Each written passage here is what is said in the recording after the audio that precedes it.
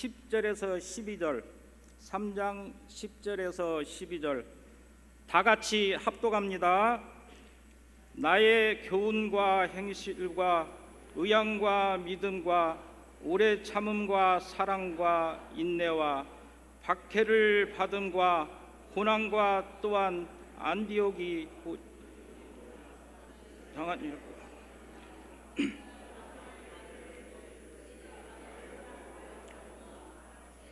이 모든 것 가운데서 나를 건지셨느니라. 무릇 그리스도 예수 안에서 경건하게 살고자 하는 자는 박해를 받으리라. 아멘. 여러분들에게 말씀을 드리면 엄마의 법칙에 대해서 말씀을 드리죠. 엄마의 법칙, 한국 엄마들의 법칙이 있다고 하는데요. 첫 번째가 엄마가 야 7시다 7시 일어나 라고 해서 일어나면 반드시 6시 반이다. 이게 엄마의 법칙 첫 번째. 두 번째, 엄마의 법칙, 야 밥 다 했어, 밥 차려놨으니 나와서 밥 먹어 하고 나갔더니 식탁에는 숟가락도 없더라. 아직 세팅도 안 돼 있는 거죠. 번외로 아빠의 법칙이 하나 있답니다. 아들이 아빠가 분명히 주무시는 것을 보고 TV 채널을 돌리려고 하는 순간 옆에서 소리가 들려옵니다. 아빠 안 잔다 라는 소리죠. 좀 너무 심각하게 생각들 마시고 그냥 좀 웃으세요. 어떤 아버지는 이 텔레비전 리모컨을 지문인식으로 바꿔놓았다고 그래요. 그래서 아들이 아무리 바꾸려고 해도 채널이 안 바뀌고 이상하다. 근데 아빠는 쾌재를 부르고 있어요. 그래서 채널 전쟁. 여러분들 오늘도 우리 선교 주일을 맞이해서 선교의 말씀에 대해서 함께 나누고자 하는데 선교와 박해의 문제를 함께 나누고 나서 결론적으로 제가 우리 선교에 대해서 전도에 대해서 말씀을 함께 나누고자 해요. 여러분 우리가 읽은 말씀 가운데에서 12절을 보면 두 가지를 강조한다. 무릇 그리스도 예수 안에서 경건하게 살고자 하는 자는 박해를 받으리라. 경건, 박해 이 두 가지를 딱 말씀하고 있는 거예요. 자, 그래서 지난주에는 경건하게 산다는 게 뭔가 사도 바울이 경건하게 살았던 자기의 삶에 대해서 이야기를 하는데 그가 경건한 삶에 대한 이야기들을 시작할 때 뭘 얘기를 하느냐면 여러분 교훈과 행실의 일치를 이야기를 하지요.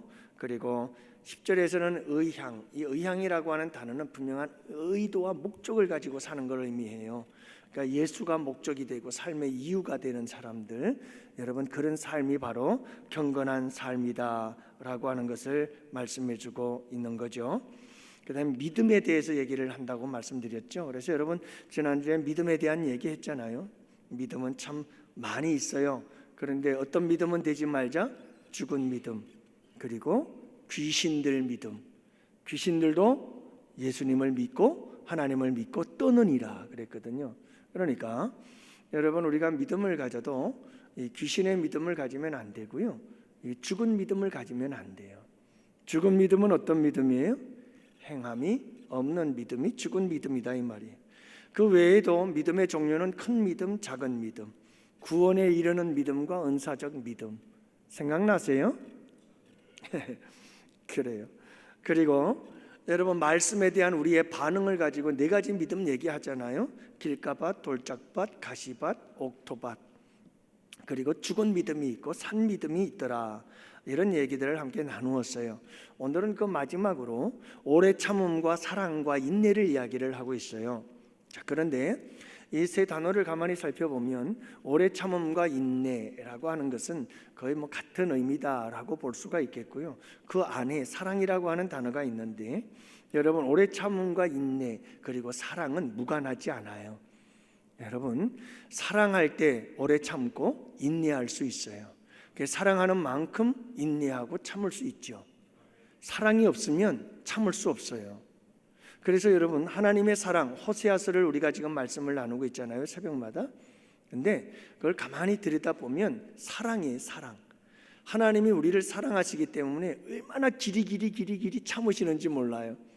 그냥 금방 쥐어받고 싶은데 그래도 돌아오기를 기다리고 참고 이게 어디에서 나오느냐 하면 사랑이에요. 사랑. 우리가 측량할 수 없는 하나님의 사랑은 우리가 측량할 수 없을 만큼 오래 참고 기다리셔요. 이게 하나님의 사랑이거든요. 그래서 여러분 구약 시대에도 보면 노아 홍수 시대 전에 무두셀라 이야기잖아요. 여러분 무두셀라가 몇 년을 살았어요? 인류 중에 가장 오래 산 사람이 누구냐 하면 무두셀라예요. 969세를 살았어요. 1000년을 산 사람이요. 예? 그러면 969세를 살았으면 왜 그렇게 오래 살게 하셨을까? 이유가 있어요. 무두셀라가 죽으면 심판이 온다는 뜻이에요. 그러니까 여러분 딱 무두셀라가 969세가 되는 해에 홍수 심판이 일어나요. 계산해 보세요. 여러분 가서 성경을 계산을 해 보세요. 한번. 진짜라니까요. 아니 무두셀라를 낳고 무두셀라가 죽으면 심판한다는 그런 이름을 딱 주시더니 진짜 무두셀라가 969세 죽는 해에 노아 홍수가 딱 일어난다니까요. 그걸 어떻게 할 수 있느냐 하면 무두셀라의 아버지 라멕의 아버지 누구의 아들 노아 그 연세를 딱 합쳐보면 딱 알아요. 그러면 딱 나오잖아요. 노아가 몇 세 때 됐죠? 노아 600세 때 심판이 임했어요. 그러니까 계산해보면 다 나와요. 계산해보세요. 여러분 왜 하나님께서 무두셀라에게 그렇게 오래 살게 하셨느냐? 심판을 앞에 두고 길이 참는 거예요. 그 기간이 그렇게 오래 간 거예요. 여러분 돌아오라 하면서 참고 기다리는 거죠. 어떤 사람들은 이것도 모르고 이거 뭐 잘못해도 상관없고 죄를 지어도 혼나지도 않고 뭐 주일 성수 안 해도 괜찮고 뭐 이래도 괜찮고 참 철딱선이 없는 이야기예요. 주님은 무엇하고 계시는 거죠? 지금 참고 기다리고 계시는 거예요. 그 사랑을 모르는 거예요. 그래서 호세아서의 이야기는 여호와를 알자, 힘써 여호와를 알자 그러면서 죽기로 돌아가자 계속 그 얘기예요. 왜냐하면 그분의 사랑을 빨리 알고 그분의 사랑을 깨닫고 그분에게로 돌아가자는 거거든요. 그러니까 여러분 중요한 건 그거예요. 부모들도 자식을 아끼고 소중히 여기면서 여러분 못난 자식들 돌아오기를 기다리고 기다리는 그 기다림과 그 인내와 그 오래 참음의 힘은 어디서 나오냐 하면 자식을 사랑하기 때문에 그래요. 여러분 이 자식 사랑이 끝나는 순간 여러분 그냥 자식들을 그냥 내버리는 거예요. 더 이상 참을 수가 없는 거죠. 그래서 여러분 우리에게 이 경건의 삶이란 이 사랑 속에서 모든 힘과 에너지가 나올 수 있다는 것을 여러분들이 꼭 기억하실 수 있기를 바라고 오래 참고 사랑 안에서 인내하는 것이 여러분 이것이 거룩한 경건인 줄 믿습니다. 그래서 여러분 그 고린도전서 13장에도 사랑은 오래 참고 사랑은 모든 것을 견디느니라 하고 끝나잖아요. 그죠? 그러니까 사랑은 오래 참고 모든 것을 견디느니라. 이게 사랑이 끝이에요. 시작과 끝이. 그러니까 여러분이 사랑이라고 하는 것은 뭐냐면 참고 오래 참고 견디는 인내, 여기에서 사랑이 나오는 거죠. 사랑이 이런 힘을 가지고 있는 거죠. 여러분 날마다 예수 그리스도의 십자가의 사랑으로 오래 참고 견디고 인내하는 승리자들이 되시고 경건한 사람들이 되시기를 축복합니다. 그래서 이렇게 신앙생활 하시는 우리 성도님들의 모습을 가만히 보면 정말 저분이 인격적으로 예수를 만나서 예수님을 진짜 사랑하는구나, 이거 딱 보여지는 순간 저는 할렐루야 주님 너무 감사합니다. 그 사람에 대해서는 걱정할 게 하나도 없어요. 걱정 안 해도 돼. 어떤 어려움과 고난과 역경이 찾아와도 그분은, 주님을 사랑하는 사람은 다 견뎌내, 다 이겨내, 얼마든지 감당해요. 그래서 저는 얼마나 그런 분들이 있으면 감사한지 몰라요. 그러나 여러분, 주님에 대한 이 사랑의 관계가 되어지지 않은 사람들은 그냥 쉽게 무너지고 말아요. 쉽게 무너지죠. 근데 여러분 여기서 인내라고 하는 단어의 의미를 보면 사랑은 오래 참고 사랑은 모든 것을 견딘다라고 하는 그런 이야기들 속에 나타나는 어떤 단어들의 의미가 있는데, 오늘 본문에 나타나는 이 인내, 오래 참고 사랑과 인내 이렇게 얘기를 하는데, 그 인내라는 단어의 의미를 들여다 보니까 어떤 의미가 있느냐 하면 감정 조절과 관련이 되어 있어요. 그러니까 여기서 말하는 인내라고 하는 것은 감정 조절을 못하고 감정을 폭발시키는 걸 말하는 거예요. 분을 참지 못하고 분이 그냥 아무 데서나 터져 나오는 거죠. 이거는 경건하다, 경건치 못하다, 경건하지 못하다는 거예요. 여러분, 어떤 불이 일어나도 어떤 화가 치밀어도 그걸 잘 통제하고 다스릴 수 있음, 이게 참된 경건인 줄 믿습니다. 할렐루야. 전도하다가 보면 열불 나요, 안 나요? 열불 날 때 참 많아요. 예, 여러분 교회에서 지도자가 되고 리더가 되고 기관장 되고 부서장 되고 뭔가 일을 하다 보면 열받는 일 많아요, 안 받아요? 막 속에서 그냥 부글부글 끓을 때가 참 많죠, 그죠? 이 머리에 스팀이 나고 그냥 뚜껑이 열릴 것 같은 그런 때가 참 많지 않아요? 그렇죠? 근데 그걸 잘 통제하고 다스림이 참된 경건인 줄 믿습니다. 굉장히 중요해요. 제가 강중민 목사님의 책을 읽다가 참 이렇게 마음에 확 다완 도전의 말씀 하나 여러분들에게 몇 번 말씀드린 것 같아요. 여러분, 아무리 생리적인 현상이 우리에게 나타난다 할지라도 어른이고 정상적인 사람이라면 여러분, 아무리 생리적으로 급하고 급해도 아무 데서나 쌉니까? 예? 아무 데서나 해결합니까? 아니죠. 아무리 급해도 자리를 찾아갈 줄 알아요. 할렐루야. 경건한 사람, 영적으로 성숙한 사람은 내 속에서 분노가 치밀어 올라도 그 분노를 어떻게 처리해야 될지를 알아요. 그리고 그 분노를 처리해야 될 장소로 달려갈 줄 아는 줄로 믿습니다. 여러분, 우리에게 일어나는 그 분노들을 처리할 수 있는 곳은 어디일까요? 기도의 자리가 우리의 분노를 처리하는 데 가장 좋은 자리일 줄로 믿습니다. 할렐루야. 여러분, 성경 말씀이 바로 우리의 분노를 처리해야 될 가장 아름다운 장소인 줄로 믿습니다. 여러분, 우리가 이걸 잘 구분할 줄 알아야 되는 거예요. 그게 경건이에요. 시도 때도 없이 화난다고 말이죠. 아무 데서나 막 화풀이하고, 아무 사람 앞에서나 화풀이하고, 아무 장소에서나 화풀이하고 큰 소리치고, 여러분, 이거는 정말 경건하지 못한 거예요. 이건 영적으로 너무나 미숙한 거예요. 그래서 여러분, 우리에게 참 중요한 게 뭐냐면 모든 것이 그래요. 우리의 감정도 그렇고 여러분 잘 통제하고 다스릴 수 있음이 그게 능력이요, 그것이 좋은 믿음이요, 그것이 거룩한 영성인 줄 믿습니다. 여러분, 좋은 장소를 잘 찾아서 지혜롭게 처리할 줄 아는 우리 양원의 성도들이 되시기를 축복해요. 자, 여기까지가 이제 사도 바울이 봐라, 내가 이렇게 경건한 삶을 산다는 것, 이런 삶을 살기 위해서 우리에게 반드시 필요한 게 있다. 뭐가 따라오느냐? 이렇게 경건하게 살고자 하는 자들에게는 반드시 뭐가 따라온다? 박해가 따라온다. 다른 사람들이, 많은 성도들이 신앙생활을 하면서 이 경건을 향해서 나아가지 않는 이유가 뭘까요? 이 경건한 삶을 살려고 하지 않는 이유가 뭘까요? 여러분, 뭐라고 생각하세요? 간단해요. 여러분, 박해가 따라오거든요. 하죠. 우리 선교위원들과 전도팀들 모두가 다 함께 여러분, 우리 박해를 두려워하지 맙시다. 우리 성도님들 2026년도 일꾼으로 임명받은 우리 여러분들이요, 너무 우리 박해를 두려워하지 맙시다. 우리는 자기 보호 본능이라는 게 있어요.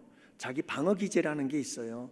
내가 뭔가 손해를 볼 것 같으면 나도 모르게 본능적으로 나를 지키기 위해서 나를 보호하려고 하는 본능들이 나타나는데, 그러다 보니 여러분, 많은 사람들이 이런 경건과 주님을 위한 아름다운 섬김의 삶을 회피하려고 하는 거예요. 내가 손해를 본다는 생각 때문에, 나를 내가 지켜야 된다는 보호 본능 때문에. 그런데 여러분, 이걸 극복하시고 우리가 함께 고난을 두려워하지 말고, 억울한 걸 두려워하지 말고 승리하며 나아가는 우리 양훈의 성도들이 되시기를 축복해요. 제가 정말 부족하지만 저는 여러분, 오늘 우리 큐티를 하면서 제가 그런 고백을 했어요. 큐티를 하면서 제가 한 고백은 그런 거예요. 저는 늘 예수님의 십자가를 생각해요. 십자가를 생각하죠. 그래서 여러분, 제가 몸이 좀 안 좋을 때에도 주님을 생각하면, 나를 위해서 우리 주님은 그토록 채찍에 맞으시고, 또 우리 예수님은 하루 일과를 다 마치고 피곤해도 그래도 밤기도 새벽기도 빠지지 않으셨는데, 야, 내가 몸이 좀 안 좋다고 있으면 되겠나, 가자. 항상 주님을 생각해요. 이 십자가를 생각하는 거죠. 자, 배가 고플 때에는 그래, 우리 주님은 식사할 겨를도 없었어, 생각을 해요. 여러분, 가난해도 우리 주님은 머리 둘 것도 없었는데, 야, 나는 참 대골 같은 집에서 사는구나. 할렐루야. 억울한 일 당하고 조롱 당하고, 참 저는 여러분들 이런 말 하고 싶지는 않지만 여러분들 꼭 기억하세요. 많은 분들이 그런 얘기 참 많이 합니다. 목사님 때문에 상처받았다, 목사님 때문에 상처받았다 그러는데, 여러분 그거 아세요? 목사도 여러분들 때문에 상처 참 많이 받습니다. 여러분들은 저 한 사람 때문에 받지만 저는 여러분들 숫자대로만큼 받습니다. 그건 비교가 안 되는 거예요. 그런데 여러분, 속상하고 괴롭고 슬프고 억울하고 막 스스로 비참하게 느껴지고 그럴 때가 없지 않아 있지만, 그럴 때가 올 때마다 꼭 생각하는 게 뭐냐면 주님의 십자가를 생각해요. 우리 주님은 침뱉음도 당했는데 아직까지 내 얼굴에 침뱉은 사람은 없어. 그러니 얼마나 감사해요. 예? 얼마나 감사해요. 여러분, 우리 주님이 얼마나 그 십자가를 지시며 조롱을 받고, 우리 주님이 얼마나 처참하게 짓밟히십니까? 그런데 내가 늘 찬송 부를 때 감동이 되는 찬송이 뭐냐면 짓밟힌 장미꽃처럼, 그 찬양을 부르면 나는 막 감동이 돼서 눈물이 나려고 그래요. 처참하게 짓밟힌 장미꽃처럼 우리 주님께서 십자가에서 그렇게 짓밟혔잖아요. 자, 근데 나도 그렇게 짓밟히는 것이, 이게 여러분 슬픔이 아니라 이것은 기쁨이요, 감사요, 영광인 줄로 믿습니다. 자꾸 십자가를 생각하면 어떤 박해도, 어떤 고난도, 어떤 역경도 그것은 나의 슬픔이 아니라, 그것은 나의 손해가 아니라, 그것은 나의 기쁨이요, 영광이요. 예, 주님의 빛을 받는, 빛 갚는 기쁨. 이걸 또 빛 져본 사람들이나 알지. 빛 갚는 기쁨, 그 빛에서 자유하는 기쁨. 여러분, 그런 기쁨인 줄로 믿습니다. 그래서 사도 바울은 그렇게 외쳤잖아요. 내 몸에 예수 그리스도의 흔적을 가졌노라. 이걸 정말 영광스럽게 생각했어요. 예수 그리스도의 흔적이 뭐예요? 십자가의 흔적. 자, 여러분, 우리 함께 이 예수님의 흔적 하나는 가지고 갑시다. 할렐루야. 아니, 예수님의 흔적, 예수님이 십자가에서 나를 위해서 당하신 고난의 흔적 한 가지는 그래도 가지고 천국 가자. 그래서 누구 만나자? 예수님 만나자. 그래서 예수님께 주님이 날 위해 당한 십자가의 고난의 흔적, 나 이거 하나 가지고 왔어요. 이거 떳떳하지 않아요? 여러분, 그거 한번 만들어 보십시다. 그래서 우리 선교위원들 아주 막중한 일이에요. 그냥 세운 게 아니에요. 예를 들면 그런 생각들이 있을 수 있어요. 사랑하는 성도 여러분, 우리가 이제 교회 전체 구성들을 보면 상하 구조가 아닙니다. 수평적인 구조로 되어 있습니다. 여러분 현수막을 보세요. 모든 조직은 위에서부터 아래로 이렇게 수직적으로 내려와요. 근데 제가 그 수직적인 상하 관계를 바꿨어요. 그래서 수평적 관계로 바꿔놨단 말이에요. 무슨 말인지 이해가 되셔요? 예, 수평적인 관계예요. 수평적 관계. 자, 그래서 여러분들이 이 구성도 전체를 보면 각 부서별로 명단들을 쫙 적어놨는데 그 명단들을 의미 없이 받아들이지 마시고, 네, 그 부분에 대해서 책임을 질 수 있는 우리 회원들이 되시고 성도들이 되시기를 축복해요. 그런 의미에서 우리 선교위원들도 국내 선교위원, 해외 선교위원, 전체 선교위원들이 있는데 이 선교위원들이 여러분 너무 가볍게 그냥 이건 형식적이야 라는 생각 가지지 마시고 우리 교회의 선교에 대해서 전도에 대해서 내가 책임을 져야 되는구나 라고 하는 이런 막중한 책임감을 가지고 솔선수범하며 앞장서서 나아갈 수 있는 우리 선교위원들이 되실 수 있기를 축복하고 응원합니다. 그래서 1년 동안도 우리 함께 열심히 달려가요. 여러분 오늘 새해 첫 주일인데 세 분이 등록하셨잖아요. 놀랍지 않아요? 큰 은혜죠. 근데 그분들은 이미 우리 교회를 알고 있었어요. 어떻게 알았을까요? 전도팀들의 전도를 통해서 전도지를 받고 양원교회라는 것이 있는데 그 교회는 참 열심히 전도하는 교회, 이걸 다 알고 있었던 거예요. 여러분 우리가 전도팀들이 뿌린 씨앗이 이렇게 때가 되면 다 아름다운 열매로 맺혀지게 되는 줄로 믿습니다. 여러분 우리가 모두가 다 같이 함께 열심히 전도해요. 우리 최혜림 집사님은 아이 때문에 어린이집에서 만난 부모님을 데리고 왔어요. 근데 그분은 오늘 생전 처음 교회 나온 사람이래요. 근데 교회 너무 잘 왔대요. 얼마나 감사해요. 할렐루야. 아니 우리 정창대 집사님은 또 우리 장로님은 또 웬일이셔요?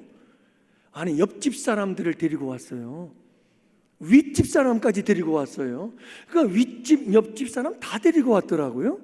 그 애들까지 데리고 쫄쫄쫄쫄 다 따라왔어요. 이게 3040 세대들이에요. 영유치부가 좁아서 넓은 데로 이사 보내달라고 건의가 들어올 것 같아요. 어떡하죠? 참 감사한 일이에요. 여러분 우리가 열심히 전도하고 선교하니까 하나님께서 이런 아름다운 역사들을 이루어 주시는 줄로 믿어요. 그러니 우리 선교위원 여러분들이요, 우리 선교위원장님들, 국내외 부장님들 중심으로 해서 우리 선교위원들이 힘을 냅시다. 또 우리 구혜정 권사님도 여러분 어제 전도팀 나와서 전도하고 열심히 또 회원이라는 책임감을 가지고 나와서 열심히 하시는 거 보니까 얼마나 감사한지 모르겠어요. 또 이원주 권사님, 우리 한원구 집사님 또 다 막 전도팀에 합류해서 화목 전도팀에 나가서 막 전도를 하고요. 안 하던 분들이 하니까 자꾸 깜짝 놀래요. 안 하던 분들이 하면 기절할 것 같아요. 너무 좋아서. 여러분 우리 주님께서도 기뻐하실 줄로 믿습니다. 여러분 우리가 함께 힘을 합칩시다. 그래서 우리가 전도해 나갈 때 2026년도 새해에는 또 다른 새 역사가 일어나게 될 줄로 믿습니다. 사랑하는 성도 여러분, 박해를 두려워하지 마세요. 주님을 위해서 일하는 이 모든 일들 가운데 힘들고 어려운 일들이 있어요. 따라와요. 여러분 그것을 감사와 기쁨과 영광으로 누리며 우리 함께 전진해 가십시다. 그래서 우리 양원교회를 정말 멋있게 세우자고요. 정말 저는 너무 감격이 돼요. 물론 또 뭐 안 좋은 부분들을 보려면 얼마든지 안 좋은 부분 보죠. 근데 주일날 이제 이렇게 강단에 서서 예배를 시작하면서 보면 감격이 돼요. 중위청도 가득 채워져 가고 있어요. 얼마나 2층도 많이 들어오시는지 몰라요. 여기 1층도 가득 채워져 가면서 하나님께서 이렇게 아름다운 성전을 세우시더니 채워주시는구나. 얼마나 감사한지 감격한 마음이 들어요. 여러분 더욱더 우리 함께 힘써서 1년 동안 전진해 나아가는 우리 양원의 성도들 다 되실 수 있기를 주님의 이름으로 축복합니다.